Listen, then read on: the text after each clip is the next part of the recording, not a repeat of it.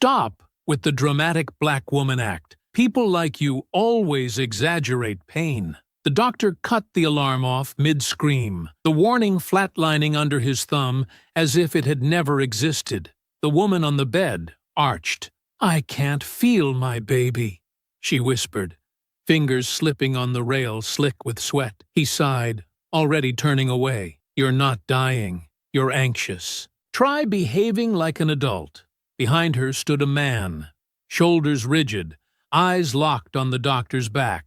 The doctor never noticed what that quiet man carried, or that every word he'd just spoken was about to cost him everything. Before continuing, comment where in the world you are watching from, and make sure to subscribe, because tomorrow's story is one you can't miss. The fluorescent lights cast harsh shadows across the emergency room as Naomi Ward gripped her husband's hand, her face twisted in pain. The midnight hours stretched endless in the sterile hallway. Their world narrowed to the steady beep of monitors and the sharp catch of her breath. "Something's wrong, Elias," Naomi whispered, her other hand pressed against her swollen belly. "This isn't normal contractions. It feels like tearing inside." Elias Ward maintained his composed demeanor, though his jaw tightened as he watched his wife struggle. 8 months pregnant, Naomi had been glowing just yesterday. Now her warm brown skin had taken on an ashen cast, sweat beading on her forehead. Nurse Tessa Glenn pushed the wheelchair with efficiency, her experienced hands steady. "Blood pressure's climbing," she noted, glancing at the portable monitor. "We need to get her assessed right away." "Please," Elias said, his voice deliberately measured. "My wife needs immediate attention. These symptoms came on suddenly and— Now, let's not get ahead of ourselves." Dr. Preston Hargrove's voice cut through the air like a blade wrapped in silk. He approached with unhurried steps, barely glancing at the patient chart in his hands. "Mrs. Ward, is it? First pregnancy jitters are perfectly normal." Naomi shook her head, tears forming in her eyes. "No, doctor. I've read everything about normal labor. This is different. It's like something's ripping. Anxiety often manifests as physical symptoms," Hargrove interrupted, his smile never reaching his eyes. "Especially in certain populations who may not be as familiar with proper prenatal care." Elias felt his fingers twitch, but kept his voice steady. "Doctor, we've followed every recommendation. My wife has had excellent prenatal care. Something is wrong." Nurse Glenn stepped forward. "Dr. Hargrove, her BP is 160/95 and rising. Maybe we should—" "Thank you, Nurse Glenn." Hargrove's tone dropped several degrees. "I believe I can assess my own patient." He turned back to Naomi. "We'll get you settled in the hallway for observation. No need to tie up a room just yet."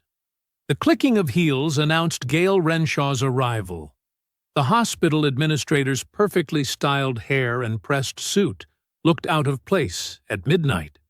"Dr. Hargrove, I trust everything is under control? We need to maintain our excellent emergency response metrics." "Just a nervous mother-to-be," Hargrove assured her. "Nothing that warrants disrupting our protocols." Elias watched as they wheeled Naomi to a spot against the wall, underneath flickering fluorescent lights. A thin curtain provided the barest pretense of privacy. His FBI training screamed at him to take control, to demand action, to protect his wife. But years of experience had taught him harsh lessons about how quickly a black man's concern became threatening behavior in places like this. "Sir," Nurse Glenn whispered as she adjusted Naomi's IV, "I'll keep an eye on her. Try to stay calm." Naomi's grip on Elias's hand tightened as another wave of pain hit. "Baby," She gasped. I can't. Something's really wrong. I can feel it. I'm right here, Elias assured her, his thumb stroking the back of her hand. He watched the fetal monitor numbers climbing, his stomach knotting as Naomi's face contorted in agony. Dr. Hargrove passed by, barely pausing. The wait time for imaging is backed up. We'll reassess in an hour or two. An hour? Elias struggled to keep his voice level. Her pain is getting worse by the minute. Mr. Ward, Hargrove's tone dripped with condescension. I understand you're concerned, but your wife's dramatic reaction isn't helping anyone. Perhaps you could encourage her to stay calm? Nurse Glenn appeared again, her face tight with worry, as she checked Naomi's vitals. Doctor, her pressure's still climbing. Shouldn't we at least— Unless you've suddenly acquired a medical degree, Nurse Glenn, please stick to your assigned duties. Hargrove cut her off without looking up from his phone.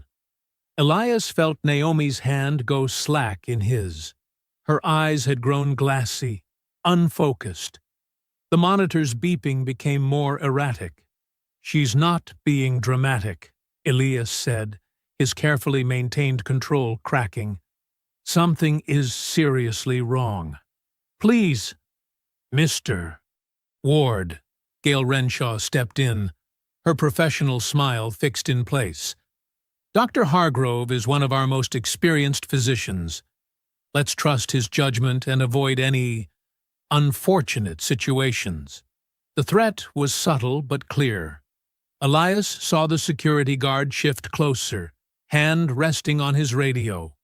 One wrong move, one raised voice, and he'd be labeled the angry black man, removed from his wife's side when she needed him most. Naomi's whisper drew his attention back. Elias, I can't feel the baby moving anymore. The fetal monitor's steady rhythm suddenly spiked, its alarm beginning to pulse with increasing urgency. Elias looked desperately toward the nurse's station, but no one moved with any sense of emergency. Then, as suddenly as it started, the alarm went silent. Elias stared at the monitor in confusion. The warning lights had disappeared, but Naomi's grip on his hand had gone terrifyingly weak. Why did it stop? He asked, his voice barely controlled. The alarm. Why did it just— But Nurse Glenn's face had gone pale as she looked at the monitor, and Elias felt the first real stab of fear pierce his practiced calm. The scream tore through the hallway like shattered glass. Naomi's body arched off the bed, monitors exploding into a chaos of alarms and flashing lights. Her blood pressure numbers spiraled downward as her pulse raced dangerously high. Code Blue! We need help here! Nurse Glenn slammed her palm against the emergency call button. Her other hand flew across the equipment, trying to stabilize the readings that were spinning out of control. Dr. Hargrove sauntered over, his face a mask of irritation. With one smooth motion, he reached past Tessa and silenced the shrieking alarms. These readings are clearly false. The equipment in the hallway can be unreliable. False? Elias grabbed the doctor's arm, his careful restraint finally cracking. Look at her! She's dying! Remove your hand, Hargrove said icily. Security! She needs imaging now, Elias insisted, releasing the doctor's arm, but planting himself firmly between Hargrove and the exit. Get a surgeon down here. Something's torn inside her. Mr. Ward, Hargrove's voice dripped with disdain. Your emotional state is not helping. Perhaps you should step outside and let the professionals work. Professional? Elias's voice shook. You haven't done a single thing to help her. Naomi's body jerked again, her eyes rolling back as her oxygen levels plummeted. The monitors Hargrove hadn't silenced screamed their warning. A young resident in rumpled scrubs rushed over, his face pale. Dr. Hargrove, Her stats are critically low. Should I call for Dr. Parker? Hargrove cut him off. Are you questioning my assessment of this situation? The resident's mouth opened and closed, his eyes darting between Naomi's convulsing form and his superior's cold stare. No, sir, but protocol states, I am the protocol in this department. Hargrove's words fell like ice. Stand down. Nurse Glenn's hands flew over Naomi's body, trying to stabilize her. She's hemorrhaging. Doctor, please. This is what happens when we let hysteria override medical judgment. Hargrove made a show of checking his watch. If you're all quite finished. Naomi's body went rigid, blood beginning to soak through the thin hospital sheet. The resident took half a step forward, then froze as Hargrove's glare pinned him in place. Do something! Elias roared, his composure finally shattering. She's bleeding out. Security guards appeared at both ends of the hallway, hands on their radios. Gail Renshaw materialized beside them, her professional smile strained. Mr. Ward, please lower your voice. This is a hospital. It's a slaughterhouse, Nurse Glenn snapped, her hands pressed against Naomi's stomach. Doctor, she needs surgery now. Blood pressure numbers crashed lower. Naomi's eyes fluttered, her grip on Elias's hand going slack. The resident looked ready to vomit, trapped between training and terror. Fine. Hargrove finally waved a dismissive hand. Call it in. But note my objection to this overreaction in the chart. The next moments dissolved into chaos. A trauma team rushed in, shouting orders. The resident found his courage too late, barking for blood products and an operating room. Nurse Glenn rattled off stats as they wheeled Naomi away, her voice tight with fury and fear. Elias tried to follow, but security blocked his path. Through the gaps between their bodies, he watched the team racing his wife down the corridor, blood dripping onto pristine floor tiles. Time stretched like pulled taffy. Minutes or hours later, Elias couldn't tell, the resident emerged from the operating room. His scrubs were stained dark red, his young face aged decades in a single night. The baby. He swallowed hard. We got her out. She's critical, but stable. Elias felt hope flutter weakly. And my wife? The resident's eyes filled with tears. He shook his head once. The world stopped turning. Sound became distant, muffled, as if Elias were underwater. Through the haze, he saw Dr. Hargrove at the nurse's station, calmly dictating notes. Patient presented with anxiety symptoms, declined rapidly despite appropriate interventions.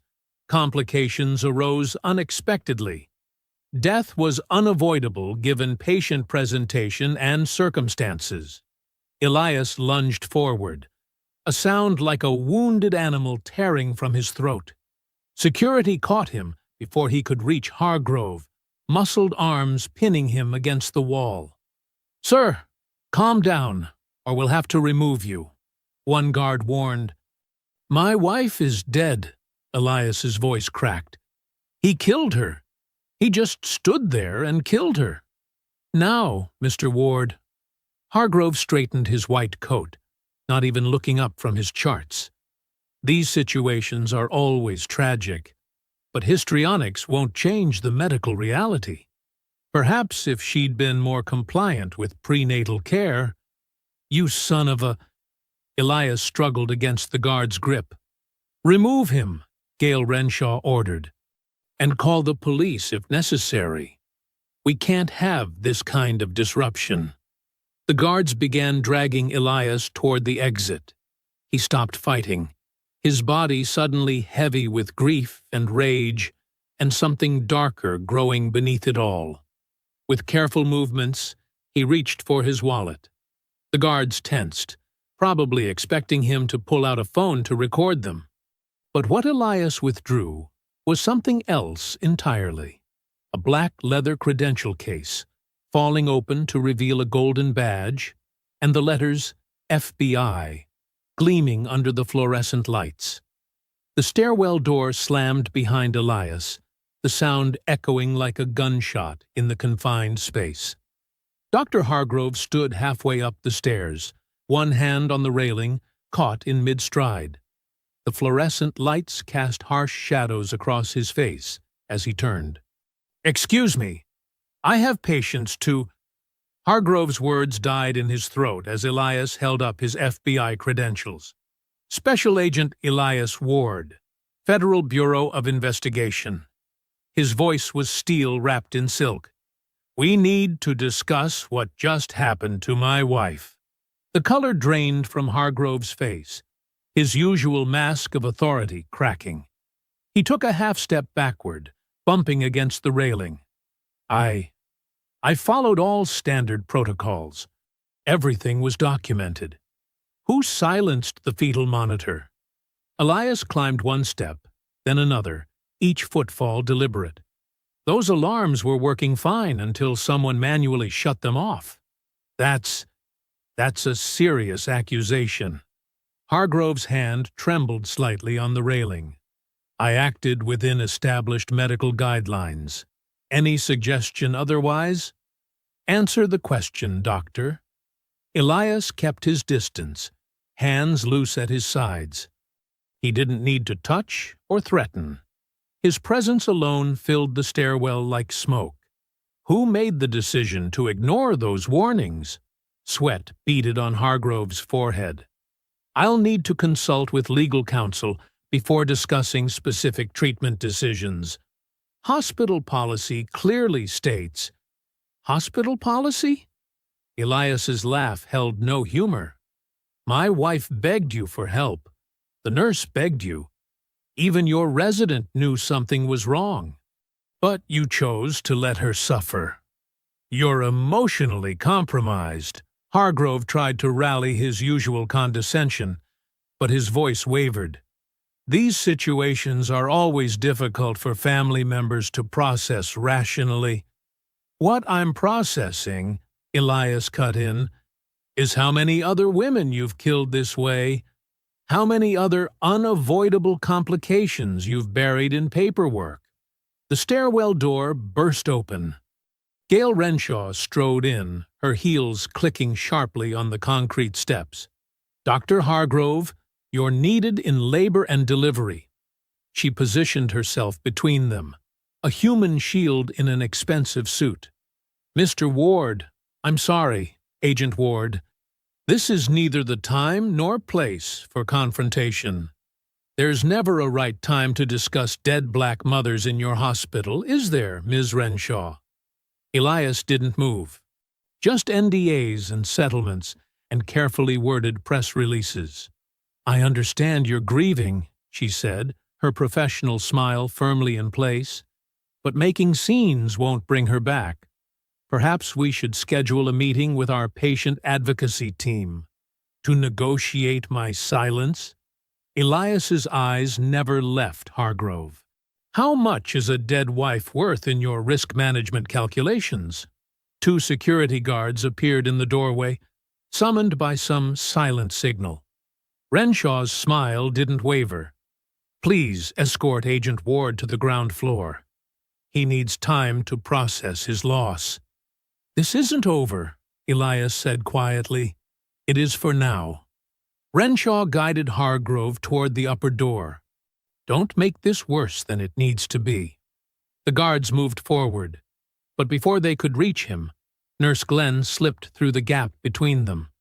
She pressed a folded piece of paper into Elias's hand, her eyes fierce with purpose. I'm sorry, she whispered. So sorry. Elias felt the paper's edges bite into his palm as the guards firmly gripped his arms. They didn't rough him up. His credentials prevented that. But their message was clear.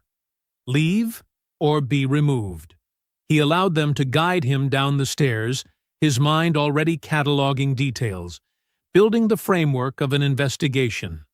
The paper in his hand felt like a key, though to what door he didn't yet know.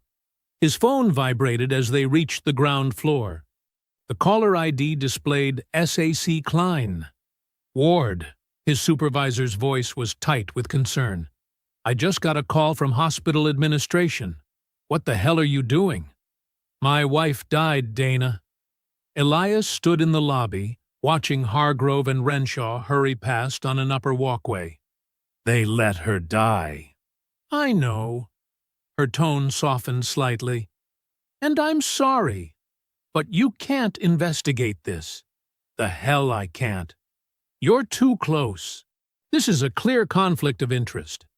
Someone needs to look into— Stand down, Elias. Steele entered her voice. That's an order. Don't make me put you on leave. The line went dead. Elias stared at his phone, feeling the walls closing in. The system was already moving to protect itself, to bury this death like all the others.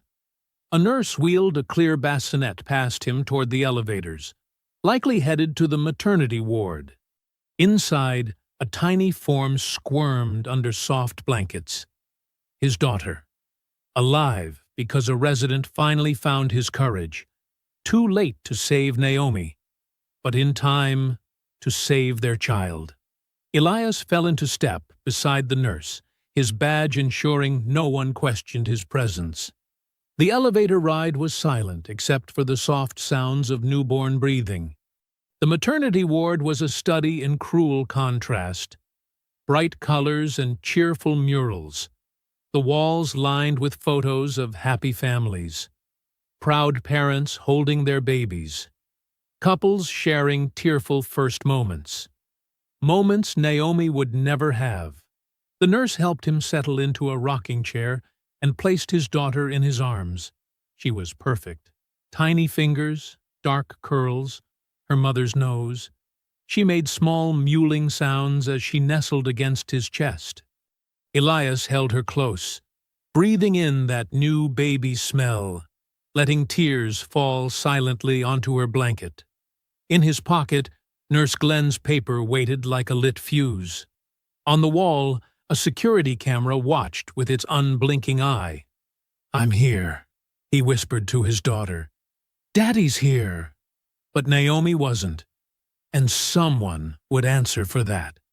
Dawn crept through Elias's kitchen windows, painting gray shadows across the linoleum floor. The baby's cries pierced the morning silence, echoing from the nursery monitor. His daughter needed him, but for a moment, he couldn't move. His eyes were fixed on Naomi's yellow running shoes by the door, perfectly aligned, waiting for feet that would never fill them again. The baby's wails grew more insistent. Elias pushed himself up from the kitchen table, his joints stiff from sitting all night. The discharge papers from the hospital were spread across the wooden surface, each page a mockery of what happened. They shouldn't exist. No one should be discharged after dying. But here they were, delivered to his doorstep in a manila envelope. I'm coming, baby girl, he called softly, heading to the nursery. The room still smelled of fresh paint and new furniture. Naomi had insisted on doing it herself, even 8 months pregnant. Your daughter needs a room filled with love, she'd said, not hired hands. He lifted his daughter from the crib, cradling her against his chest. There you go, sweet pea. Daddy's got you. The words felt hollow without Naomi's gentle harmony beside him. He changed her diaper, warmed a bottle, and settled into the rocking chair Naomi had picked out. His phone buzzed while he was feeding the baby. An email from Gail Renshaw's office, timestamp 5:47 a.m.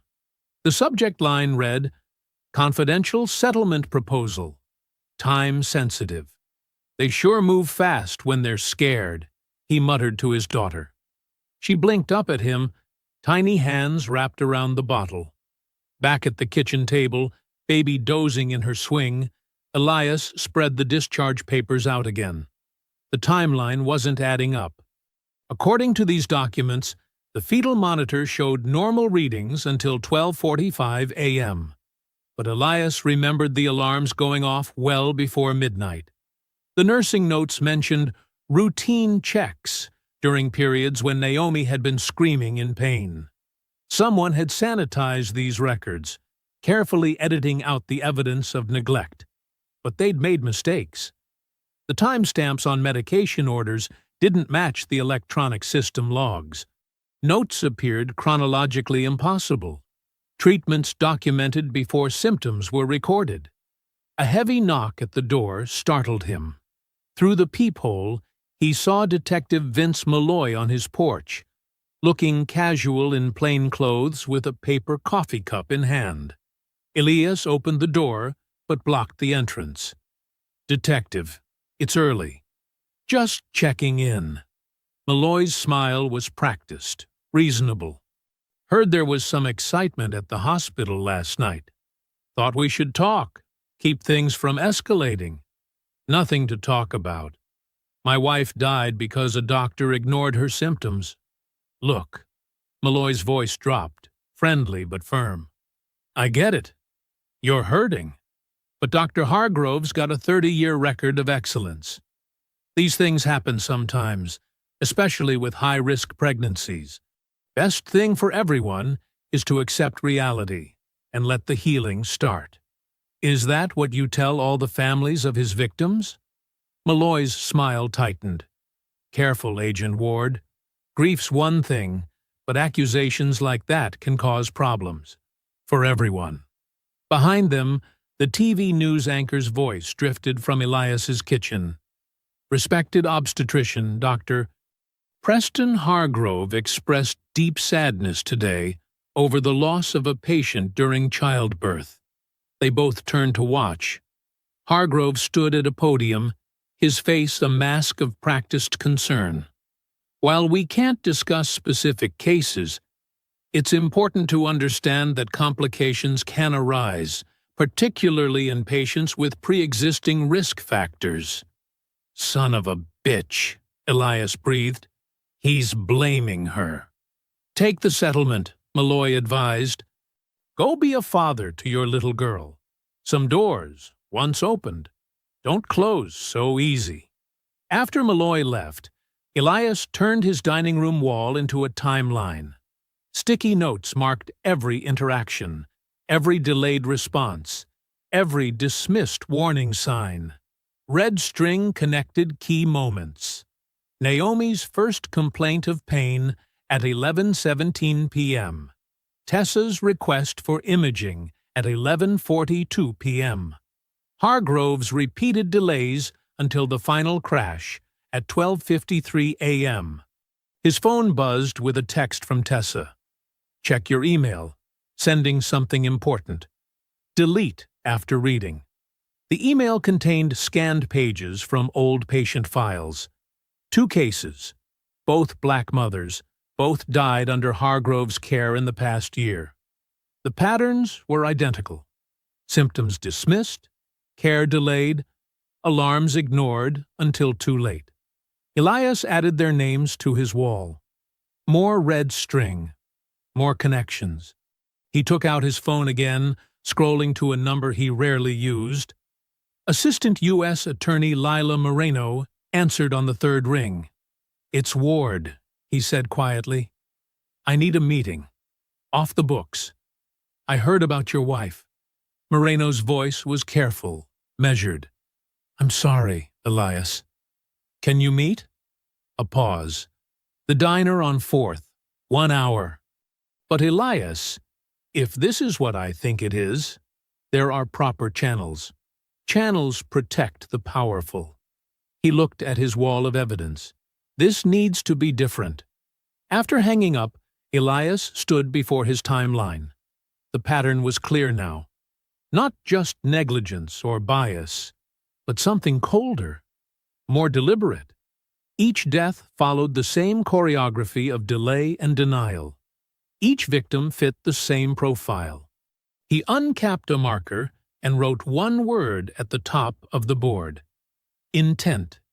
The baby stirred in her swing, making small sounds of hunger or loneliness. Elias lifted her, breathing in her sweet newborn scent. "I promise," he whispered against her soft hair. "They won't bury this one." Not this time. The fluorescent lights in the hospital records office buzzed overhead as Elias and AUSA Leila Moreno sat at a cramped desk, surrounded by stacks of medical files. The room smelled of old paper and industrial cleaner. "Let me be clear," Moreno said, her voice low and stern. "We do this by the book. No cowboy moves, no breaking rules. One wrong step, and any case we build falls apart. I understand." Elias kept his voice steady, though his fingers twitched as he flipped through access logs. "Do you?" Moreno leaned forward. "Because grief makes people reckless, and reckless gets cases thrown out." Elias was about to respond when something caught his eye. He pulled up the electronic access timestamps for Naomi's chart. "Look at this." Multiple edits at 1:47 a.m., less than an hour after she died. Moreno adjusted her reading glasses. Could be routine documentation. At that hour? By IT services? Elias pointed to the user ID. Why would tech support need access right after a death? They dug deeper into the logs. Changes, deletions, entire sections rewritten. All in those crucial early morning hours when grief had kept Elias from thinking like an agent.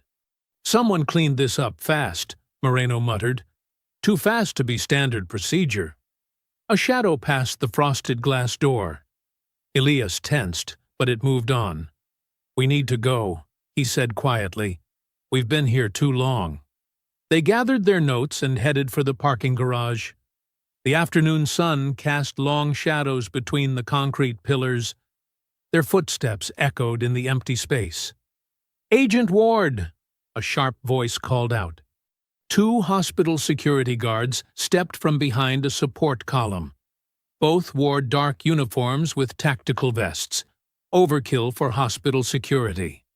"Can I help you?" Elias kept his voice neutral. Beside him, Moreno gripped her briefcase tighter. "Need you to come with us," the larger guard said. "Ms. Brenshaw wants to discuss your unauthorized access to medical records.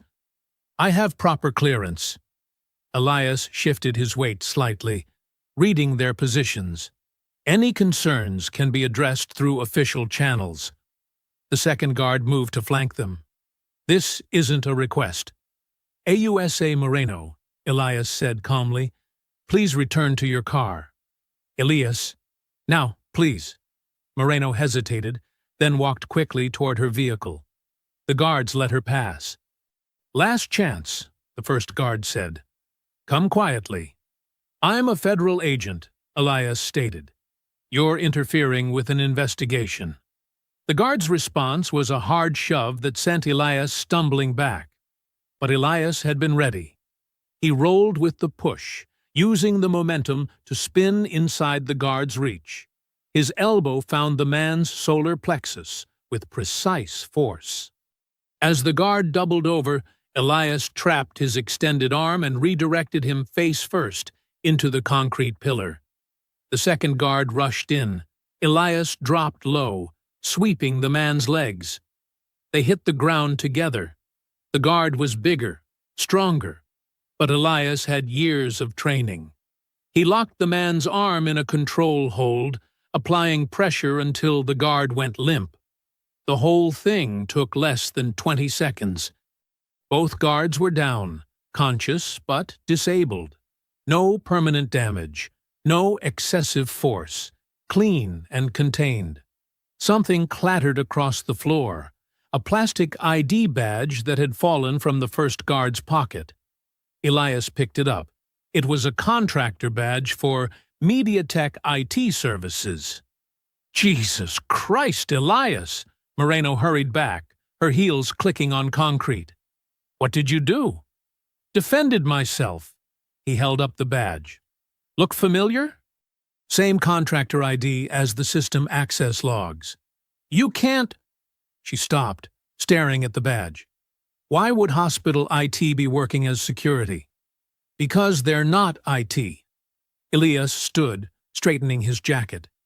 They're fixers, brought in to clean up messes, digital and physical. Agent Ward! The sharp voice of SAC Dana Klein cut through the garage. She strode toward them, 2 FBI agents flanking her. Her face was carved from stone. Stand down immediately. Ma'am, your badge. She held out her hand. Now, these men assaulted a federal agent, Moreno interjected.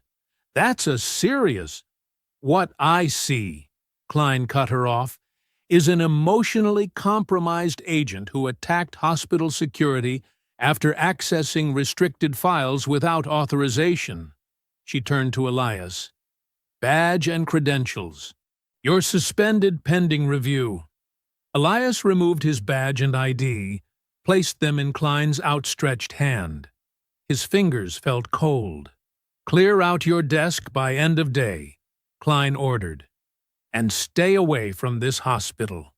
Later that afternoon, Elias sat in his home office staring at his empty badge holder. His phone buzzed, a text from Nurse Tessa. Monitor alarms require manual override. 2-step process. Can't be accidental.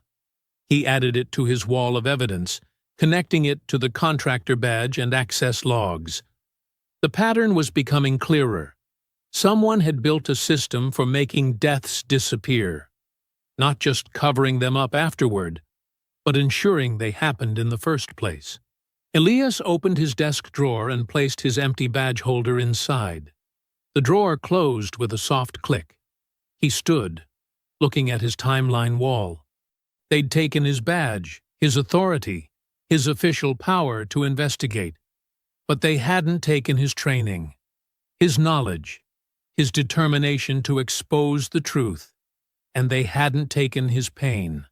Elias picked up his phone and began dialing numbers. He had other resources, other angles, other ways to build a case. They thought taking his badge would stop him. They were wrong. It just meant he no longer had to play by their rules. Morning sunlight streamed through the grimy windows of Pete's Diner, casting long shadows across the cracked vinyl booth. Elias sat with his back to the wall, watching the door while pretending to study the laminated menu. His coffee grew cold, untouched. The bell above the door chimed. A middle-aged black couple entered. The Holloways. The woman's eyes were tired, the man's shoulders hunched with a familiar weight.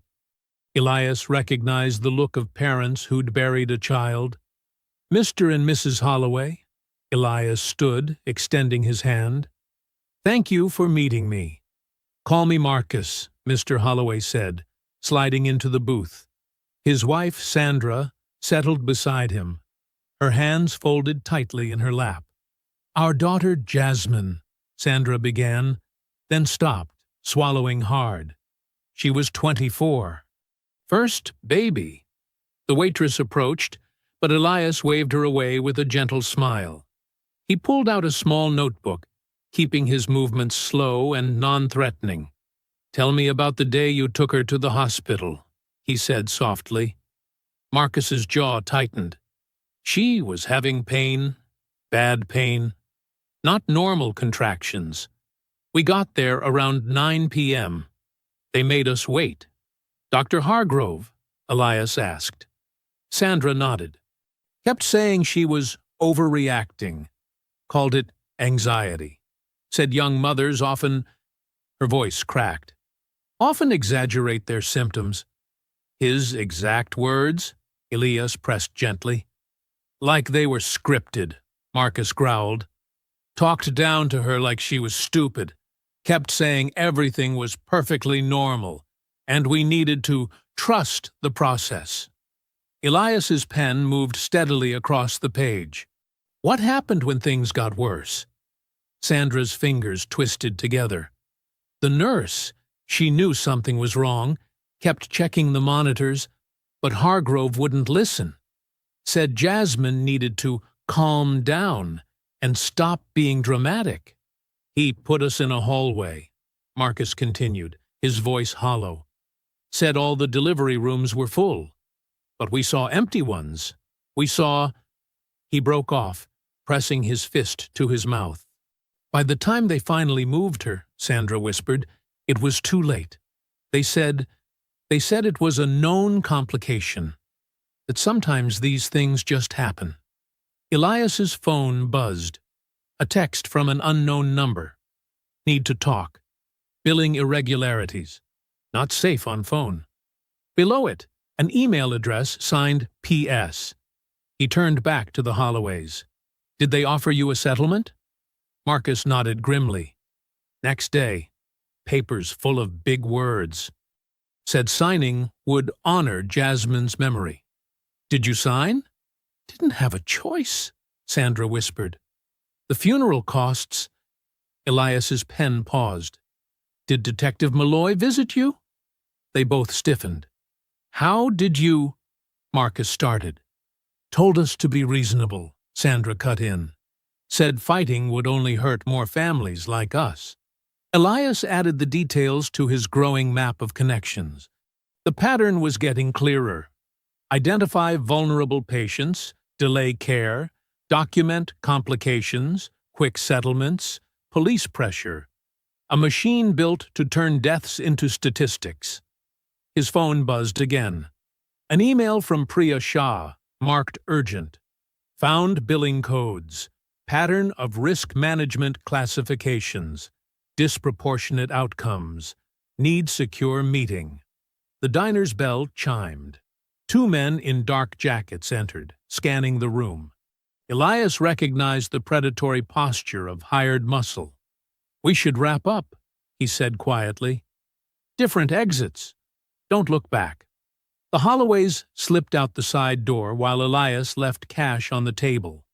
He exited through the kitchen, nodding thanks to the cook who'd been watching the scene unfold.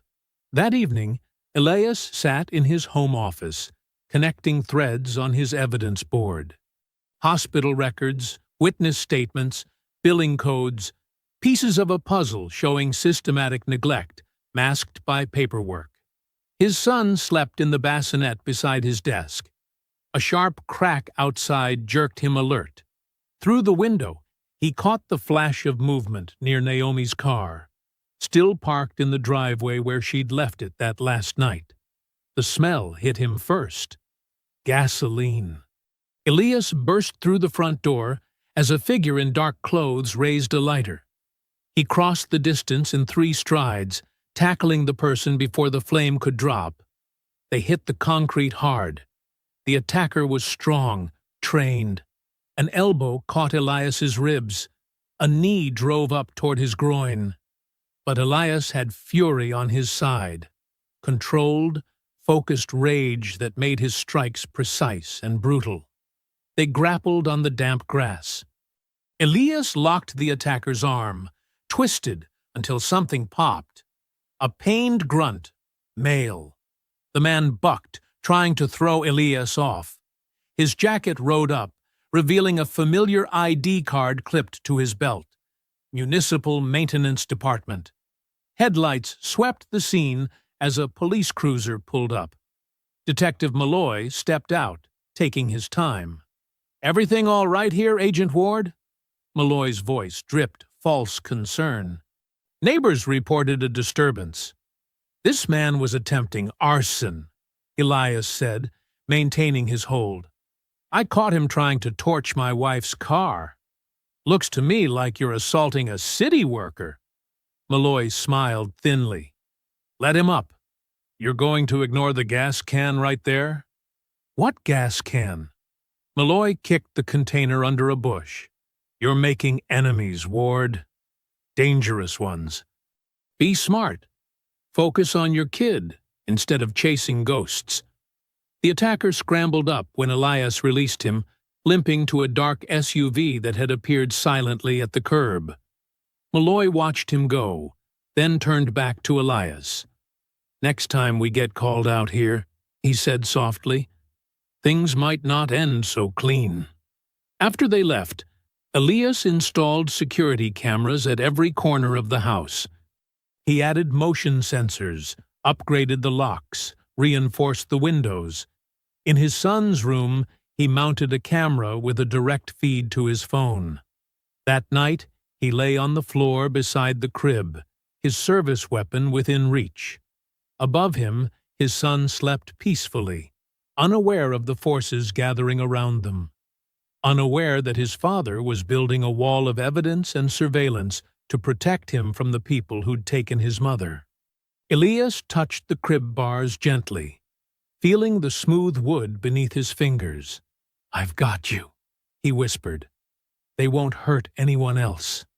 I promise." The abandoned storage facility loomed against the midnight sky, a hulking shadow of corrugated metal and broken windows. Elias pulled his car behind a rusted shipping container, cutting the engine. His breath fogged in the cold air as he waited, watching. A familiar figure emerged from the darkness. Ray "Razor" Delaney, his leather jacket collar turned up against the wind. The former criminal informant moved with the cautious grace of someone used to looking over his shoulder. "You're a hard man to find these days, Fed," Razor said, keeping his distance until he'd checked the surroundings. "Not a Fed right now," Elias replied. "Badge is suspended." Razor's laugh was sharp and humorless. "That's what makes this interesting. You're calling in favors when you got nothing to trade. I've still got friends in place. Protection's available if the information's good." "Protection?" Razor shook his head. "Man, you don't even know what you're poking at. These people, they've got reach you wouldn't believe." Elias stepped closer, his voice low and intense. "They killed my wife, Razor, while I watched. Tell me what you know." Something in his tone made Razor study him more carefully. After a long moment, the informant nodded. "Follow me. But if anyone asks, we never had this conversation." They wound through a maze of storage units until they reached a nondescript door marked "Maintenance." Inside, ancient fluorescent lights flickered over rows of servers humming in climate-controlled racks. "Hospital's dirty little secret," Razor explained, gesturing at the equipment. "When they need records to disappear during routine migrations, this is where the real data sits. I did some contract work for their IT department, off the books, of course." "Who has access?" "That's the beautiful part," Razor said, pulling out his phone.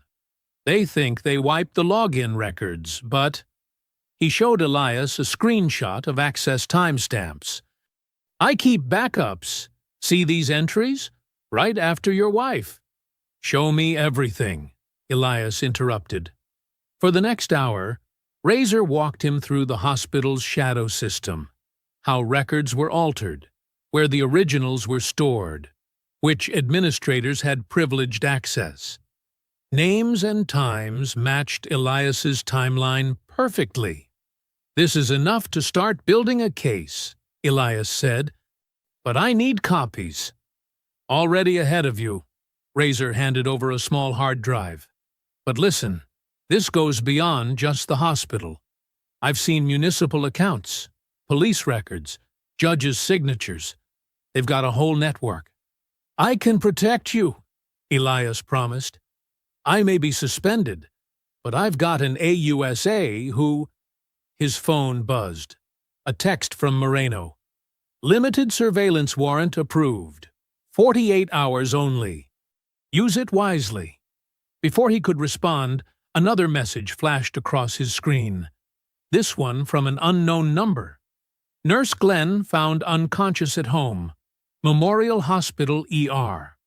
"I have to go," Elias said sharply. "Stay low. I'll contact you through the usual channels." "Watch your back," Razor called after him. "They don't like loose ends." Elias broke every speed limit getting to Memorial.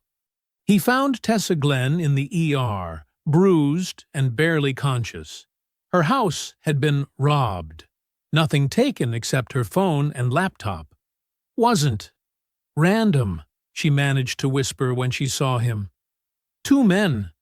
Knew exactly what they wanted. Did you recognize them? She tried to shake her head, but winced. Professional. Careful. Not to.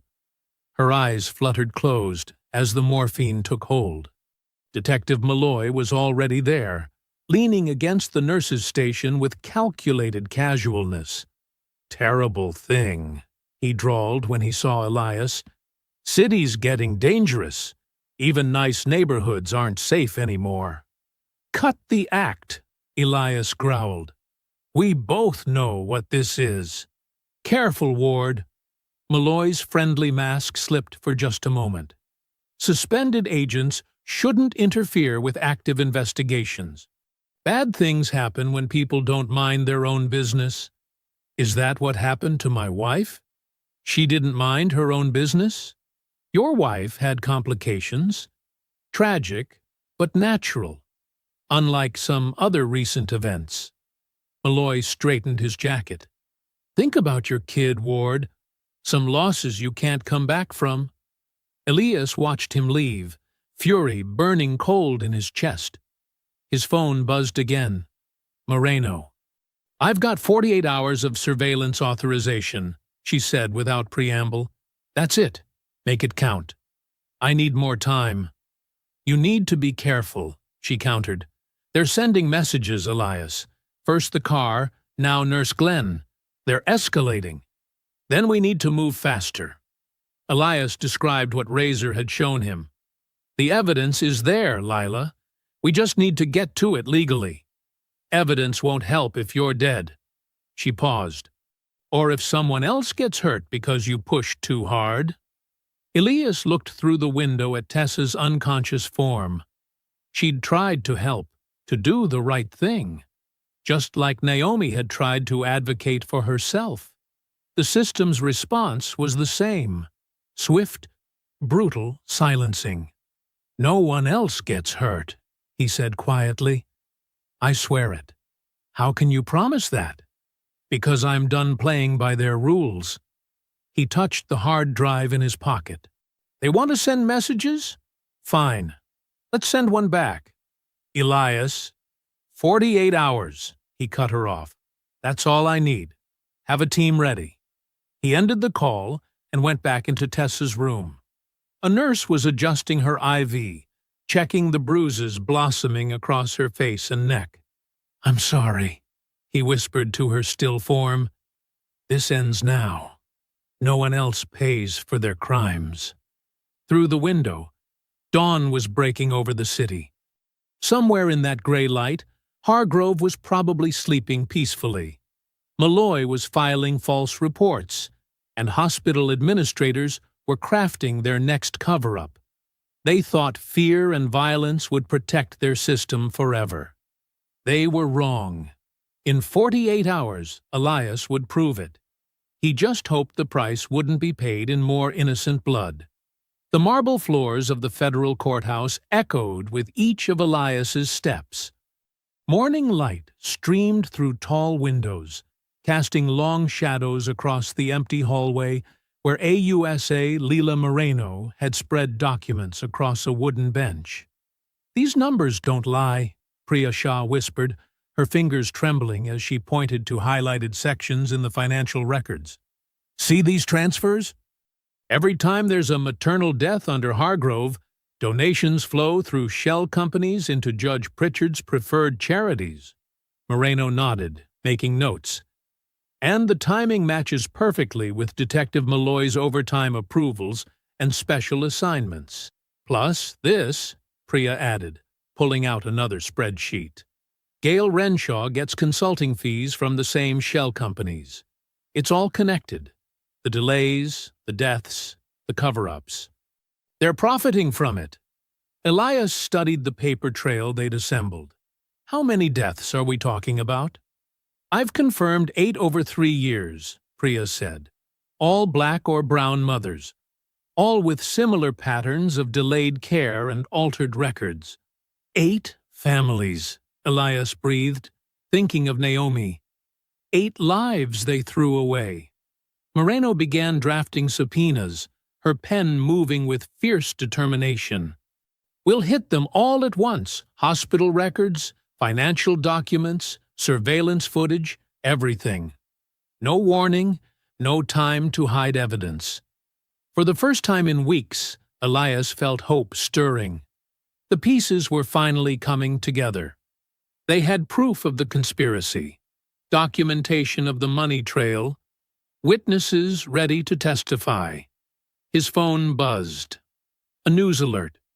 The hope died as he read the hospital's press release. Due to scheduled system upgrades and server migration, some surveillance footage from the past quarter may be temporarily unavailable. "They're destroying evidence," he growled, showing Moreno the screen. "We expected this," she said. "That's why we—" His phone buzzed again. Another news alert, this one making his hands shake. "Sources reveal toxicology report shows substances in deceased mother's system." "That's a lie," he snarled. "Naomi never. They're trying to poison her reputation." "They're scared," Priya said quietly. "They know we're close." Moreno's phone rang. Her face darkened as she listened. "What do you mean?" Challenged. "The subpoenas are properly—" She paced the hallway, arguing with someone. "No, Your Honor, there's no conflict of—" "Yes, I understand, but—" She ended the call, looking grim. "Judge Pritchard is blocking our subpoenas. Claims there's insufficient cause and potential conflicts of interest due to your suspension." "He's part of it," Elias said. "We have the proof right here. Proof we can't use until we get those subpoenas approved. And every judge we approach will know Pritchard's already denied us." Priya gathered her papers with shaking hands. "I should go. If they find out I'm talking to you—" "We'll protect you," Moreno assured her. "Like you protected Nurse Glenn?" Priya's voice was bitter. "They put her in the hospital for trying to help. What do you think they'll do to me?" Neither Elias nor Moreno had an answer. They watched her hurry away, looking over her shoulder with each step. An hour later, Elias stood at Naomi's grave. The morning's hope had crumbled to ashes in his mouth. Fresh flowers marked where she lay. Roses from her mother, who still called daily to check on the baby. "I'm sorry," he whispered to the stone. "They're burying the truth, just like they buried you. Making you look guilty when you were the victim." Wind rustled through nearby trees. In the distance, a groundskeeper's lawnmower droned. "I tried doing this the right way," he continued, "following procedures, respecting the system. But they own the system. They use it like a weapon." He touched the cold marble. "You deserved better. Those other mothers deserved better. And that smug bastard Hargrove is still out there, still practicing, still deciding who lives and dies based on the color of their skin." A plan began forming in his mind. Dangerous, probably illegal, but they'd left him no choice. He pulled out his phone and called Moreno. "I need a favor." "Elias, just listen. We know Hargrove's pattern.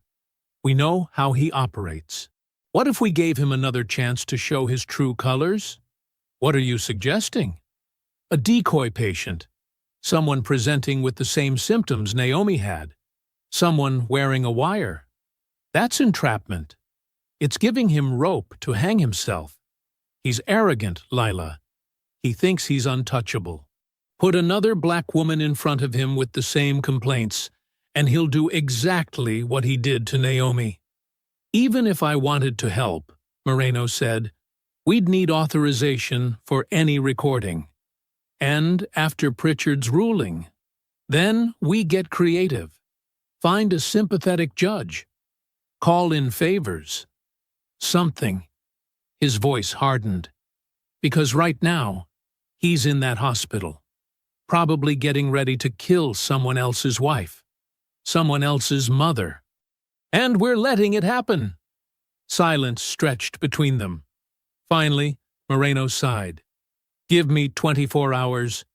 But Elias, if we do this, it has to be perfect. By the book. One mistake, and they'll bury everything. They already tried burying Naomi. They won't bury the truth." He ended the call and looked at the grave one last time. Hargrove thought his position and connections made him invulnerable. That same arrogance would be his downfall. All they had to do was give him another chance to show who he really was. The lawnmower's drone faded. Wind scattered petals from Naomi's roses across the grass. Somewhere in the city, Hargrove was probably reviewing patient files, deciding whose pain mattered and whose didn't. Soon, he'd have another chance to make that choice. And this time, every word, every dismissal, every cruel calculation would be recorded.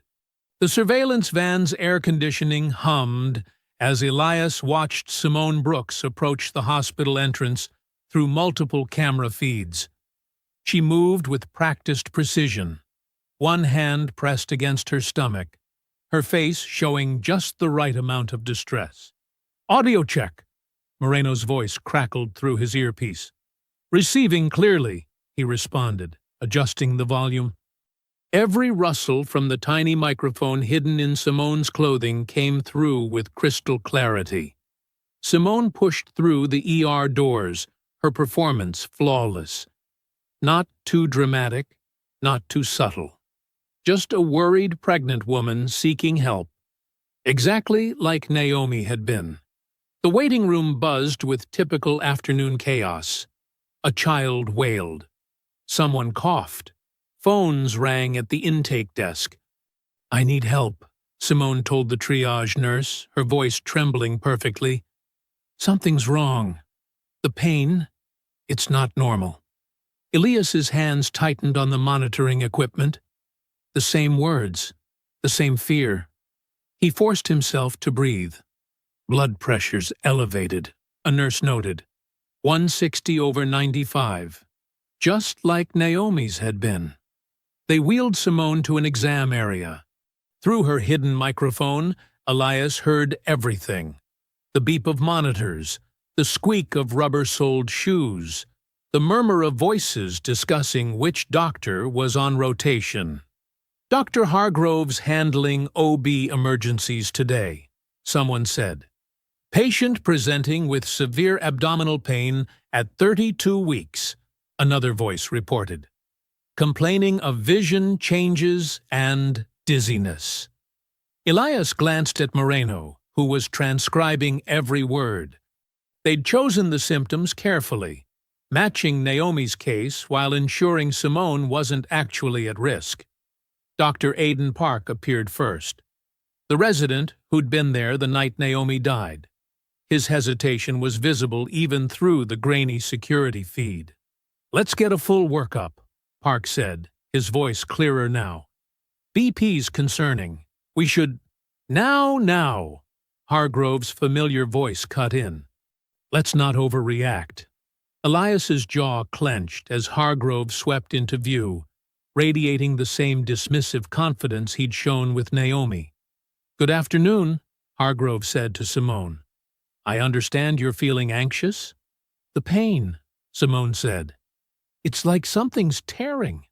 And I can't see right. Everything's blurry." Hargrove's tone dripped condescension. "First pregnancy?" "Yes. But this isn't normal. Something's wrong. Pain tolerance varies significantly among different demographics," Hargrove said. "What you're experiencing is likely stress-related." In the van, Moreno's pen scratched rapidly across her notepad. Every word was another nail in Hargrove's coffin. "Her pressure's still climbing," Park interjected. "Protocol suggests—" "Thank you, Dr. Park," Hargrove cut him off. "I believe I can assess the situation." Gail Renshaw materialized at the nurses' station, her presence a silent warning to the staff. Through various cameras, Elias watched her subtle gestures, directing traffic, managing optics, protecting the machine. "Please," Simone said, "can't you do some tests? An ultrasound, maybe?" "Let's not waste resources," Hargrove replied. "Some quiet rest will help more than unnecessary imaging." Park shifted uncomfortably. "Sir, given the symptoms and vitals, we should at least—" "Dr. Park," Hargrove's voice hardened, "perhaps you need a refresher on proper assessment procedures? We can't order expensive tests every time someone gets emotional." The exchange crackled through their headsets with perfect clarity. Moreno underlined something in her notes. "BP 170 over 100 now," a nurse called out. Park straightened his spine. "With respect, Dr. Hargrove, elevated pressure combined with vision changes meets criteria for immediate evaluation. I'm ordering a protein test and ultrasound." "Absolutely not," Hargrove snapped. "I won't have my authority questioned by—" "It's protocol," Park insisted, louder now. "I'm documenting my recommendation." The word documenting changed Hargrove's demeanor instantly. He knew the power of paper trails. "Fine," he said tightly. "Order your tests. Waste time and resources. But note that I consider this an overreaction to standard discomfort." In the van, Moreno looked up from her notes. "He's repeating the exact pattern. Dismissing symptoms, rejecting tests, documenting his objections to cover himself, while pushing the racist subtext that black women exaggerate pain," Elias added grimly. Through the monitors, they watched Park efficiently arrange the tests he'd demanded. Simone remained perfectly in character, worried but cooperative, insistent but not combative. "Your pressure's still elevated," Park told her, "but the initial tests look reassuring. We'll monitor you closely." "Such drama for nothing," Hargrove commented, loud enough for the microphone to catch. "As I said, anxiety presents differently in certain populations. Perhaps some education on proper prenatal care would be beneficial?" The condescension in his voice made Elias's hands curl into fists, but the rage was tempered by satisfaction. Every word was another piece of evidence. "Patient seems stable," Park said carefully, "but I'm keeping her for observation." "On your head be it," Hargrove replied. "Document that I advised against unnecessary admission." "Oh, I'll document everything," Park assured him, his meaning clear to everyone but Hargrove. Gail Renshaw drifted closer, her practiced smile masking concern. "Dr. Hargrove, may I have a word about resource allocation?" "Of course," Hargrove replied. "Someone needs to maintain standards around here." Their voices faded as they moved away from Simone's bed, but the microphone caught their retreating conversation. "These people need to learn they can't demand special treatment every time they—" Moreno clicked her pen decisively and turned to Elias. Her eyes were hard with certainty. "He just confessed," she said quietly. "Not just to this, to everything. The pattern, the prejudice, the deliberate denial of care. We've got him." The garage light cast harsh shadows across the evidence wall as Elias gently swayed, his sleeping child nestled against his chest. Hargrove's recorded voice played through a small speaker, each word dripping with casual cruelty. "These people need to learn. They can't demand special treatment." Elias pressed a button, rewinding the clip. He'd listened to it 17 times now, memorizing every inflection, every pause that revealed the doctor's true nature.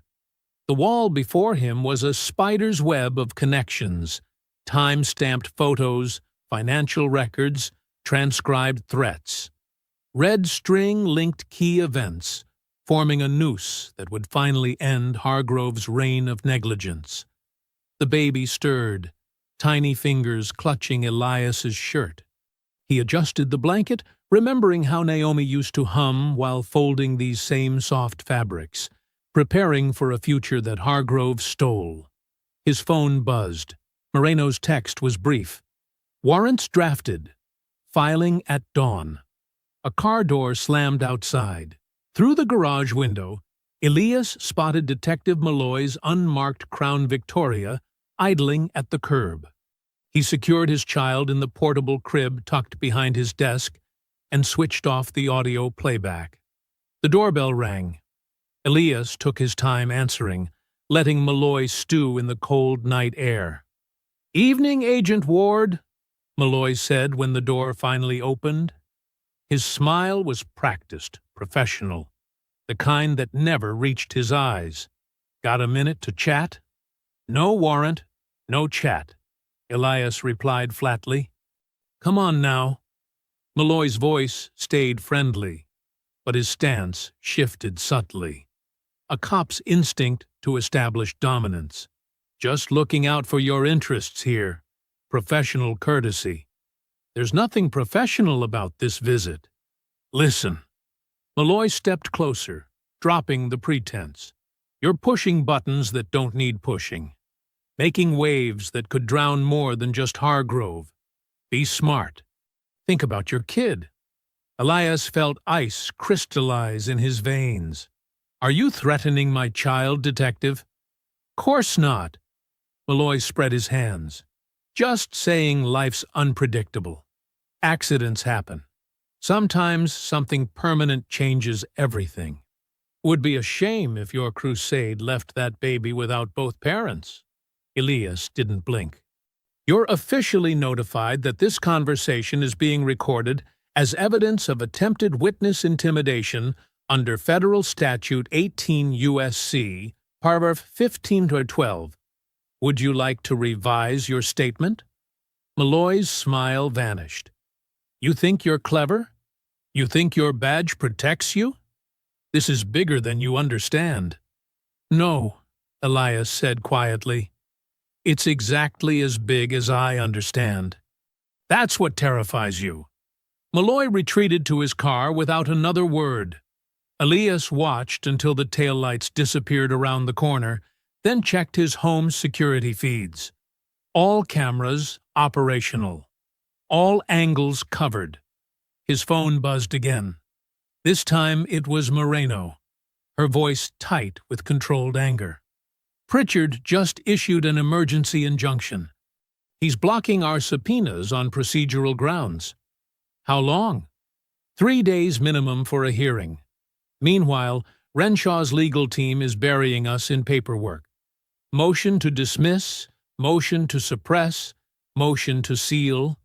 They're trying to drown us in red tape until the pressure fades. Elias looked at his evidence wall. They're scared. They should be. But they're also connected. Each delay gives them time to bury evidence deeper. Then we change the game. Elias pulled out his other phone, the one tied directly to the bureau. "Time to call Klein." SAC Dana Klein answered on the second ring. "Ward, you're still suspended. I need 5 minutes. After that, you can extend my suspension or arrest me. Your choice." A long pause. "Talk fast." Elias laid it out methodically.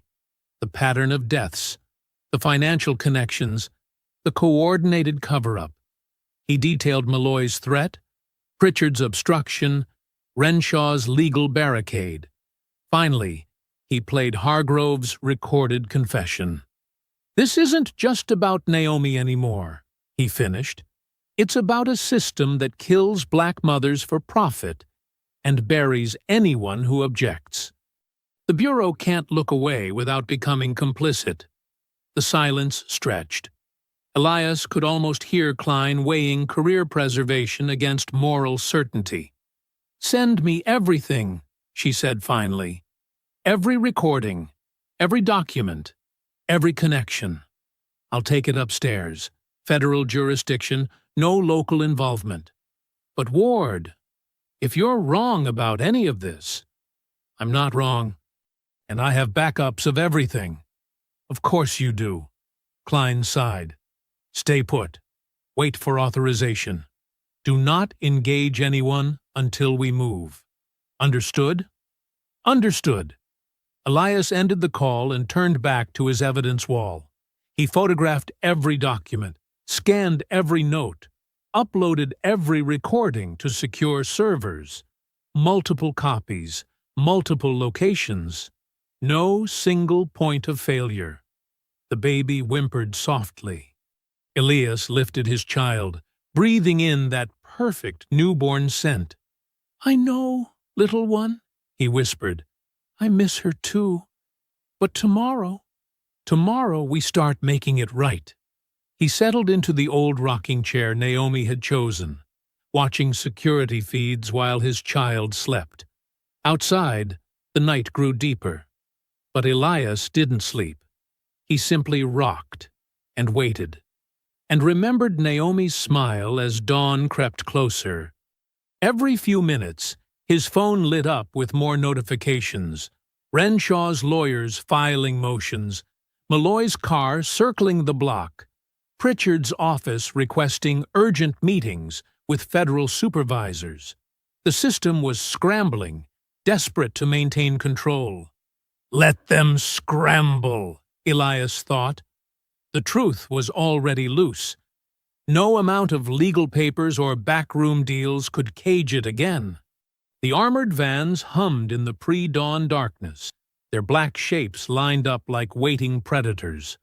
Condensation purled on bulletproof glass as agents moved with practiced efficiency, checking gear and synchronizing communications. The staging area, a converted warehouse lot, bristled with tactical equipment and federal authority. SAC Dana Klein stood straight-backed near the command vehicle, her expression carved from stone. When Elias approached, she held out his badge without ceremony. "Agent Ward," she said formally, "you are hereby reinstated to active duty, effective immediately." She paused, then added in a lower voice, "The Bureau failed you. We should have acted sooner." Elias accepted his credentials, the familiar weight settling against his chest like armor. "Thank you, ma'am." "Don't thank me." Klein's eyes hardened. "Make it count." Inside the command vehicle, Elias's evidence board had been recreated digitally across multiple screens. Red markers highlighted target locations while timestamps scrolled past in real time. AUSA Moreno sat at the communications station, coordinating with support teams. "Teams are in position," she reported, not looking up from her monitors. "Priya's feeding us server locations now." Elias studied the tactical overlay. 7 primary targets: the hospital's off-site storage facility, 3 billing vendor offices, the administration building, and personal residences belonging to Hargrove and Renshaw. Each location represented a piece of the puzzle they'd fought so hard to assemble. "All teams sound off," Klein commanded. The responses came rapid fire. "Alpha Team, ready at storage facility. Bravo Team, positioned at Billing Office 1. Charlie Team, covering hospital approach. Delta Team." Elias watched the pieces align, remembering all the nights he'd spent connecting these same dots while his child slept nearby. Now the full weight of federal law enforcement stood ready to validate every conclusion, every suspicion, every truth he'd protected. Priya Shah's voice crackled through secure channels. Primary server room confirmed in sub-basement. Backup arrays in offices 3 and 4. They're running constant purge cycles, trying to wipe everything. "Too late for that," Moreno muttered, typing commands. "Mirroring programs are already in place. Every deletion creates a backup we can track." The first rays of sunrise painted the sky in shades of promise as Klein gave the execute order. Across the city, Federal agents moved with synchronized purpose. Doors burst open. Warrants were served. Evidence was secured. Live feeds filled the command screens. At the storage facility, agents discovered recently shredded documents, but the pieces were salvageable. In the billing offices, computers whirred with active deletion programs that only preserved more proof of guilt. At Renshaw's house, a hastily lit fire in the backyard still smoldered, half-burned papers containing patient names fluttering in the morning breeze. "First footage recovery coming in," announced a tech specialist. "Timestamp matches Nurse Glenn's note exactly." Elias leaned forward as hospital security footage filled the main screen. The images were crystal clear. Hargrove manually silencing alarms, dismissing staff concerns, delaying critical care. Each frame validated Tessa's courage in speaking up, each second of video transforming memory into evidence. "Got the access logs?" another analyst called out. Multiple manual overrides of monitoring equipment, all tied to Hargrove's credentials. Pattern spans 3 years, focuses on minority patients, correlates with billing adjustments afterward. More data poured in. Financial records showed payments flowing between shell companies tied to hospital administrators and local officials. Email chains revealed careful coordination to bury complaints and silence witnesses. Everything Elias had suspected, everything he'd pieced together through grief and determination, was being confirmed in high-resolution detail. "Sir," a junior agent approached with a tablet. "You should see this." The screen showed security footage from Tessa Glenn's robbery. Clear images of 2 men, one wearing a contractor badge identical to those found in the hospital parking garage, breaking in and attacking her. No theft, just violence meant to silence. "Facial recognition is already running," the agent said. "We've identified one suspect as former police, currently employed by a security firm contracted to the hospital." Elias nodded, unsurprised. The system protected itself through layers of deniable connections, until those layers were stripped away. "Teams report evidence secured at all primary locations," Klein announced. "No deletions successful. No data lost." Moreno looked up from her station, a fierce satisfaction in her eyes. They really thought they could bury this. All of it. Everyone they hurt, everyone they silenced. They got used to power, Elias said quietly. Started believing their own lies. The command vehicle hummed with activity as data streams converged into an irrefutable narrative. Patient records, security footage, financial transactions, communication logs, each piece strengthened the others, creating a foundation too solid to shake. "Hospital Administrator Renshaw is in custody," reported Charlie Team. "No resistance. Found her attempting to access sealed files in her office." "Billing office principals detained," added Bravo Team. "Multiple servers seized. Chain of custody maintained." Elias watched the feeds, feeling a weight lift from his chest with each confirmation. The truth wasn't fragile anymore. It wasn't trapped in his grieving memories or buried in manipulated records. It was documented, duplicated, distributed across secure federal servers. They couldn't make it disappear. A priority alert flashed across the main screen. Moreno straightened in her chair, hand pressed to her earpiece. "Confirmation from hospital security," she announced. "Dr. Preston Hargrove has been located. He's in the East Wing, 3rd floor, conducting morning rounds." The room stilled. Every eye turned to Elias. "He doesn't know yet," Klein said softly.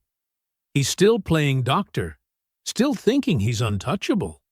Sunlight streamed through the hospital's glass entrance, casting long shadows across the busy lobby. Patients filled plastic chairs, flipping through old magazines and checking phones. A local news crew had already set up near the information desk, their camera trained on the entrance, a tip about breaking developments, bringing them like sharks to blood in the water. The first hint something was different came from the security guards. They straightened suddenly, hands dropping to radios that had gone mysteriously silent. Then the front doors swung wide. Federal agents moved in smooth formation, badges displayed, purpose radiating from every step. No sirens, no shouting, no dramatics, just the quiet authority of justice finally arriving. Patients looked up from their phones, conversations dying mid-sentence as more agents appeared from side entrances, securing exits with practiced efficiency. On the third floor, Dr. Preston Hargrove stood in an examination room, reviewing a chart with the same dismissive confidence he'd always wielded. His white coat was pristine, his posture perfect, his entire being radiating the untouchable superiority that had let him decide who deserved care and who could wait. As I was saying, he told his patient, these concerns seem rather premature. The door opened. 2 agents in tactical gear stepped in, followed by 3 in suits. Badge flashes caught the fluorescent light. Dr. Preston Hargrove, the lead agent announced, you are under arrest. Hargrove's face flickered between expressions, confusion, indignation, the beginning of fear. This is absurd. Do you have any idea who I am? Yes, sir. We know exactly who you are. The agent moved forward with cuffs ready. You have the right to remain silent. I demand to speak to my attorney. Hargrove's voice rose, cracking slightly. This is harassment. I'm a respected physician. The cuffs snapped shut with metallic finality. Down the hall, phones recorded as the famous doctor was led past shocked nurses and wide-eyed residents. Someone whispered, "Is this real?" In her top-floor office, Gail Renshaw was mid-sentence in a damage control meeting when her door burst open. Her practiced administrator's smile froze as agents entered. "Ms. Renshaw, federal agents, you're under arrest for conspiracy, evidence tampering, and obstruction of justice." "This is a mistake," she said automatically, PR training kicking in.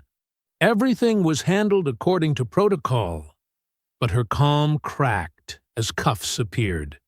Real panic flooded her face, the kind that came from knowing exactly how much evidence they must have found. Her heels clicked arrhythmically as agents escorted her past the executive suite where she'd orchestrated so many cover-ups. Across town, Detective Vince Malloy stepped out of the precinct, adjusting his jacket with the casual confidence of a man who owned his corner of the world. He made it 3 steps before federal agents surrounded him. "Detective Malloy, you're under arrest for conspiracy and corruption under color of authority." "Come on, guys," he tried, friendly mask slipping. "We can work this out. Whatever you think happened." The cuffs ended his negotiation. Officers he'd commanded watched from the station steps as he was led to a waiting vehicle, power evaporating like morning dew. Back in the hospital lobby, staff gathered in clusters, whispering as more arrests followed. IT managers who'd deleted footage, administrators who'd buried complaints, security personnel who'd threatened witnesses. The entire machinery of silence was being dismantled in broad daylight. Elias Ward stood near the information desk, badge visible on his belt, saying nothing. His presence was statement enough. Every person led past in cuffs represented a piece of the system that had failed Naomi, failed so many others, and assumed they'd never face consequences. Dr. Hargrove emerged from the elevator between 2 agents, his perfect posture now rigid with shock. He scanned the lobby desperately, looking for allies, for escape, for anyone who might still shield him. Then his eyes found Elias. Recognition hit like a physical blow. Hargrove's steps faltered as understanding dawned, not just of who Elias was, but of the full scope of what his arrogance had ignored. Not just a grieving husband, but a federal agent. Not just one death, but a pattern of negligence now documented in federal evidence. Not just a tragedy to be buried, but justice that had been gathering strength in silence. Reporters surged forward, shouting questions. Cameras flashed. But Hargrove couldn't look away from Elias, from the quiet strength that had systematically dismantled his world of privilege and protection. In that moment, the doctor finally felt what his victims had felt. Powerless, unheard, at the mercy of forces he couldn't control. Elias met his gaze steadily, badge gleaming, neither triumphant nor angry. He didn't need words. The evidence would speak. The truth would speak. Every silenced voice would finally be heard. The hospital's automatic doors slid open with a soft hiss. Hargrove tried one last time to summon his authority, to demand rights, to invoke lawyers, to threaten consequences. But his voice shrank under the weight of reality. His reputation couldn't save him. His connections couldn't hide him. His power was paper-thin, and it was burning away in the morning light. As agents guided Hargrove toward the waiting vehicle, his eyes locked on Elias one final time. In that gaze was the desperate realization of a man who'd thought himself untouchable, finally understanding the price of his choices. The doors closed behind him with quiet finality, separating him forever from the kingdom of impunity he'd built on others' pain. The federal courtroom hummed with tension. Morning light filtered through tall windows, casting long shadows across polished wood and stern faces. Elias sat directly behind AUSA Leila Moreno's table, his posture rigid, his eyes fixed on the proceedings. Around him, the gallery was packed with families, mothers, fathers, children who'd lost loved ones to a system that had treated their pain as inconvenient. Dr. Preston Hargrove sat at the defense table, his once immaculate appearance showing signs of strain. His custom suits had been replaced by department store clothing that seemed to hang wrong on his frame. Next to him, his high-priced attorney shuffled papers with increasing desperation. "The United States calls Priya Shah," Moreno announced, her voice clear and measured. Priya approached the witness stand, her steps careful but determined. After being sworn in, she settled into the chair, adjusting her glasses with steady hands. "Ms. Shah, please explain your role at Metropolitan General Hospital," Moreno began. "I was a senior compliance accountant in charge of reviewing billing patterns and risk management metrics." Priya's voice carried clearly, her professional demeanor masking the fear she'd lived with for months. "And what irregularities did you discover regarding Dr. Hargrove's department?" "We tracked something called optimization delays, periods where high-risk patients were held without escalated care. The delays correlated directly with insurance status and race." Priya gestured to charts displayed on the courtroom screen. Black mothers were 3 times more likely to experience these delays. The defense attorney stood.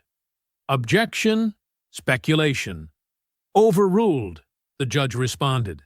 "The witness is stating documented facts." Moreno continued methodically. "What happened when you reported these findings?" "Ms. Renshaw instructed me to recategorize the delays as patient-initiated postponements. When I refused, I was transferred to accounts receivable." In the gallery, several people nodded grimly. They'd lived these statistics personally. The evidence mounted steadily throughout the morning. Hospital footage, recovered from backup servers, showed Hargrove repeatedly dismissing urgent symptoms. Audio recordings captured his casual cruelty. The same phrases repeated with different patients, always minimizing, always delaying. "The pain can't be that severe," his voice echoed through the courtroom speakers. "These people always exaggerate." Elias's jaw tightened at the word "these." In the gallery, a woman wiped tears as she recognized the same language used before her sister died. The prosecution displayed financial records linking Judge Harold Pritchard to hospital donations, carefully timed gifts following dismissed complaints. News of Pritchard's resignation and frozen accounts had broken that morning, another pillar of protection crumbling. During a brief recess, Moreno conferred with Elias near the water fountain. "Renshaw's plea deal is final," she murmured. "She'll testify about the cover-up protocols tomorrow." Elias nodded. Gail Renshaw had folded quickly once faced with the evidence, her carefully maintained facade shattering under the weight of federal charges. Her testimony would detail years of systematic discrimination disguised as policy. When court resumed, Detective Malloy's recorded phone calls played, casual conversations about managing investigations, keeping certain complaints from causing problems. His voice was friendly, reasonable, and utterly damning. Dr. Hargrove's defense strategy deteriorated visibly as each piece of evidence landed. His lawyer tried arguing about context, about medical judgment, about the pressures of a busy hospital. But there was no explaining away the pattern captured in cold data and colder recordings. A young resident testified about being ordered to falsify charts. A billing specialist detailed how delays were coded to maximize insurance payments. Each witness added another brick to the wall of evidence, making it impossible to dismiss these deaths as isolated incidents or unfortunate accidents. The families in the gallery sat straight-backed through it all. Some held photos of loved ones lost. Others clutched hands or notebooks where they'd documented their own battles with the system. They'd been told for years that their experiences weren't real, that their pain wasn't valid, that their losses were somehow their fault. Now they watched as the truth was finally acknowledged in a court of law. Every piece of evidence validated what they'd known, that their loved ones had deserved care, had deserved dignity, had deserved to live. Hargrove seemed to shrink as the day progressed. His confident smirk faded. His whispered conferences with his attorney grew more agitated. The evidence he couldn't charm or intimidate away kept building, kept crushing the foundations of his power. The charges stacked like stones. Multiple civil rights violations, each carrying heavy federal penalties. Fraud counts tied to falsified records and manipulated billing. Obstruction of justice for the coordinated cover-ups. Conspiracy resulting in death. The heaviest charge, supported by years of documented pattern and practice. Late in the afternoon, the prosecution displayed Naomi's final vital signs alongside the silenced monitor logs. The technical evidence was clear, but it was the human cost that filled the courtroom. The loss of a mother, a wife, a future deliberately denied. Elias watched it all with the same controlled expression he'd maintained for months. But his hands, folded in his lap, showed white knuckles as the full scope of the conspiracy was laid bare. The judge reviewed the evidence summary with stern attention. Her eyes moved between the documents and Hargrove, between the data and the families whose lives it represented. When she looked up, her decision was written in her expression. Given the overwhelming evidence presented, this court will proceed to sentencing as scheduled. She consulted her calendar. Sentencing hearing is set for 2 weeks from today. The defendant will remain in custody until that time. As the words settled across the courtroom, Elias felt something tight in his chest begin to loosen. For the first time since Naomi's death, he took a full, deep breath. The air tasted different. Not sweet, not triumphant, but heavy with the weight of truth finally spoken aloud. Spring sunlight bathed the new community clinic's facade, warming the crisp morning air. A bright banner stretched across the entrance, its letters bold and dignified. Naomi Ward Maternal Care Initiative. The crowd gathered on the lawn represented a cross-section of the community: medical professionals, local families, activists, and officials who'd fought for change. Nurse Tessa Glenn sat in a wheelchair near the podium, still recovering from her attack, but radiating quiet strength. Her hands rested on the ceremonial ribbon in her lap, fingers tracing the silk fabric. The past months had left visible marks, a slight tremor in her movements, careful turns of her head, but her eyes remained sharp and determined. Dr. Aidan Park stood among the new clinic staff, his white coat pristine, his posture reflecting both pride and humility. The young resident who'd once hesitated under Hargrove's shadow had found his voice. He'd testified at the trial, describing the culture of fear that had prevented junior staff from challenging dangerous decisions. Now he would help build something different. Federal officials clustered near the steps, their presence a reminder of how change had finally come. The consent decrees they carried weren't just paper, they were enforced promises. Every hospital in the region would face new protocols, new oversight, new consequences for discrimination. Elias Ward stood slightly apart from the crowd, his child secure in his arms. The baby had grown in the months since the trial, healthy and strong despite the trauma of their first moments together. Watching the gathering, Elias felt the familiar ache of Naomi's absence, not the raw agony of early grief, but a steady awareness of all she should have seen. The ceremony began with introductions.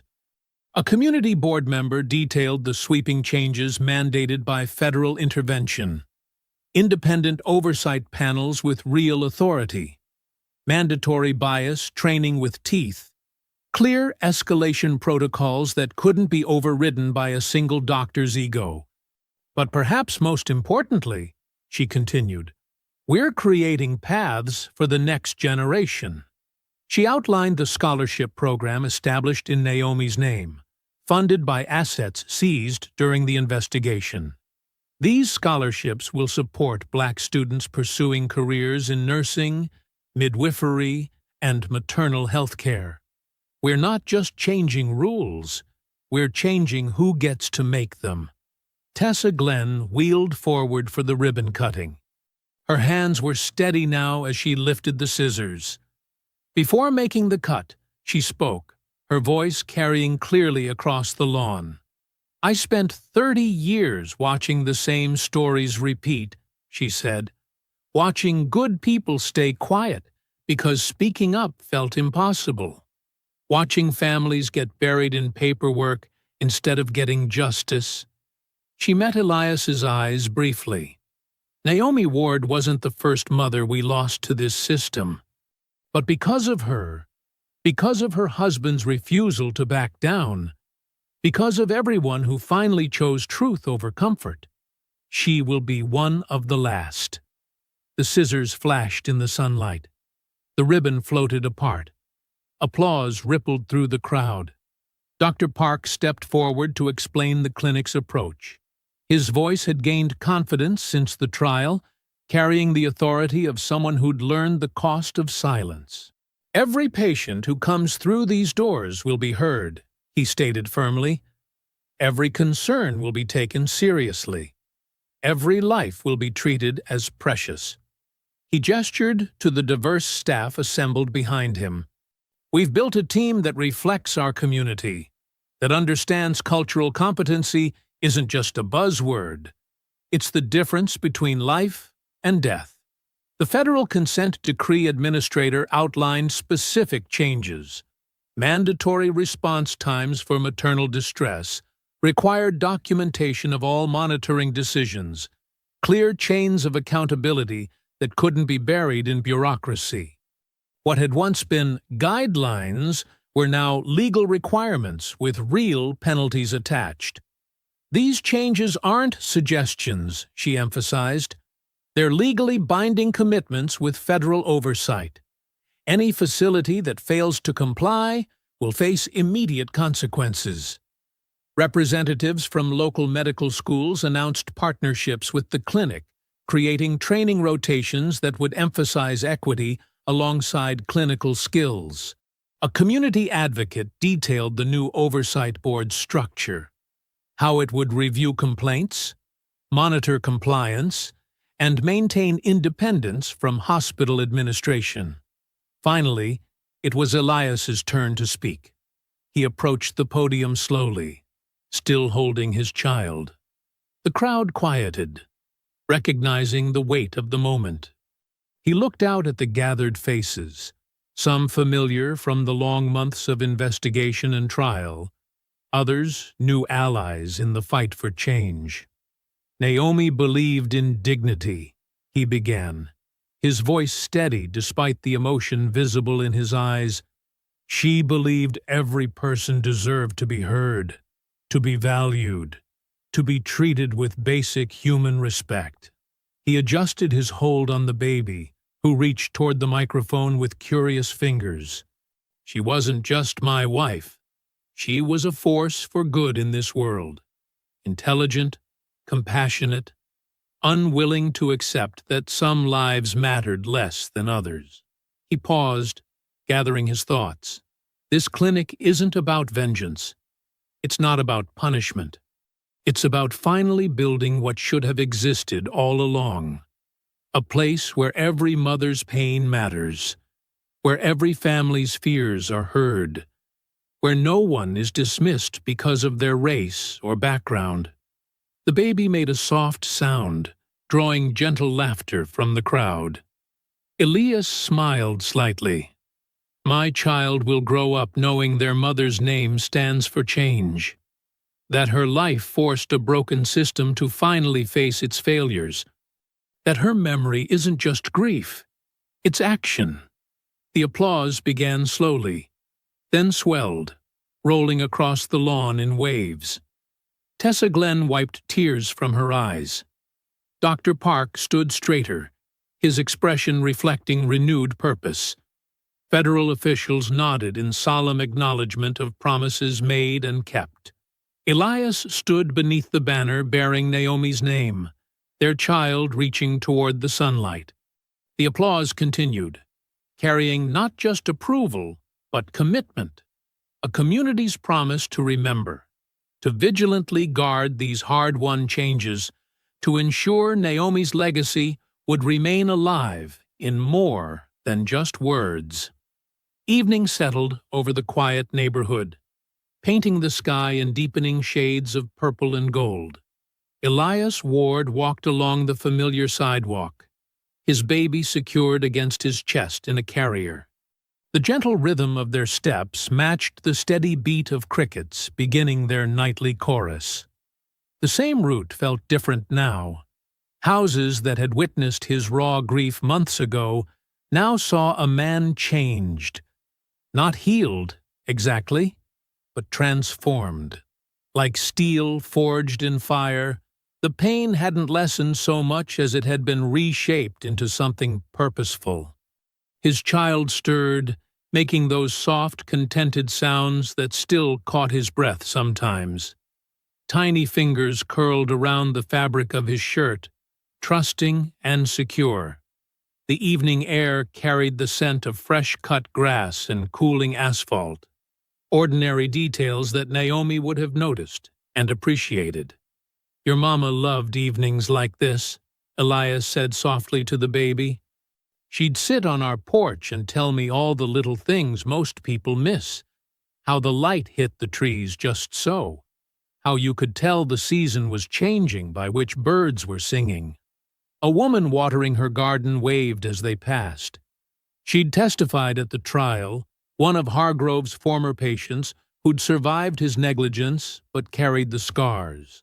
Her presence in the neighborhood was another reminder of how the world had shifted.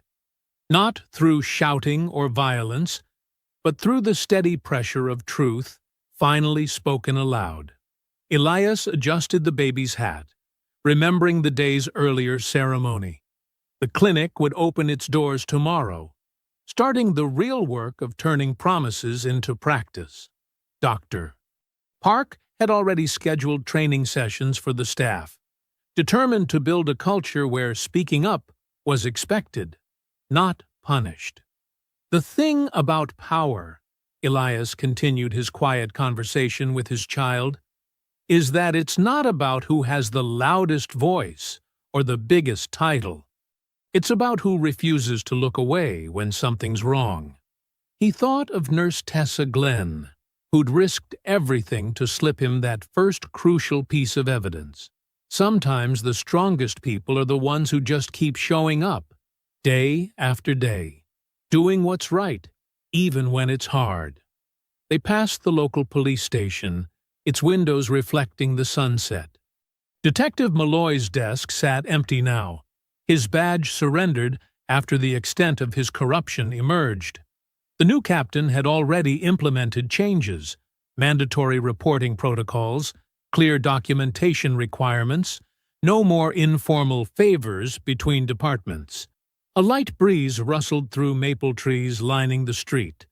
Elias remembered his own rage in those early days, the temptation to answer cruelty with violence, to make Hargrove feel a fraction of the pain he'd caused. But that path would have betrayed everything Naomi believed in.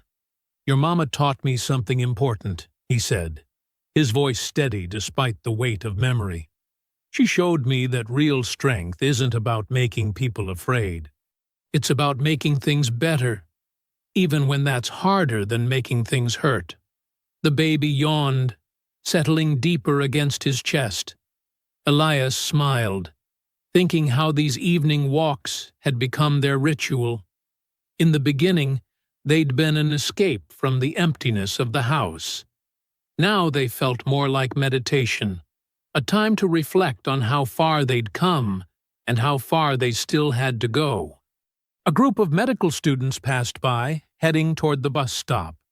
They wore the distinctive lanyards of the Naomi Ward Scholarship Program, their animated discussion carrying fragments about patient advocacy and community health. One of them recognized Elias and nodded respectfully, not with pity, but with understanding of what his fight had achieved. Change doesn't happen all at once. Elias continued his gentle monologue. It's like building a case, piece by piece, fact by fact, until the truth becomes too solid to ignore. He thought of the federal consent decrees, the new oversight boards, the training programs spreading to other hospitals. Sometimes justice looks like paperwork and meetings and really boring rules. But those rules, they save lives. They turned onto their street as the first stars began appearing. Porch lights winked on, creating pools of warmth in the growing dusk. Their own house stood quiet but welcoming. Naomi's flower boxes still blooming with the perennials she'd planted. "I used to think being strong meant never showing fear," Elias admitted softly. "But your mama knew better. She taught me that real courage is feeling afraid and speaking up anyway. It's using whatever power you have to protect people who need protecting." The baby had drifted to sleep, peaceful against his heartbeat. Elias paused at the end of their driveway, looking up at the deepening sky. The world hadn't magically become fair or kind. Racism hadn't vanished. Prejudice hadn't dissolved. Injustice hadn't surrendered. But something fundamental had shifted. The silence that had protected Hargrove had been broken. The system that had enabled him had been exposed. The pattern that had killed Naomi, that had nearly killed so many others, had been interrupted. Not through violence or vengeance, but through the patient, relentless application of truth and law. "Your mama changed things," Elias whispered, carefully ascending their porch steps. Not by being the loudest or the angriest, but by being absolutely clear about what was right. And when people tried to bury that truth, we didn't let them. We kept digging, kept pushing, kept insisting that her life mattered. The porch swing moved gently in the evening breeze. Naomi's favorite spot, where she'd spent so many evenings planning community programs and dreaming up ways to help people. It didn't stand empty now so much as waiting, holding space for the work that would continue. "Naomi," Elias said her name into the quiet air, feeling not the raw edge of loss, but the solid foundation of victory. Not just legal victory, though that mattered, but the deeper victory of refusing to let power hide behind silence, of insisting that every life deserved dignity, of proving that justice wasn't just a word, but a choice made real through action. If you enjoyed the story, leave a like to support my channel, and subscribe so that you do not miss out on the next one. On the screen, I have picked 2 special stories just for you. Have a wonderful day.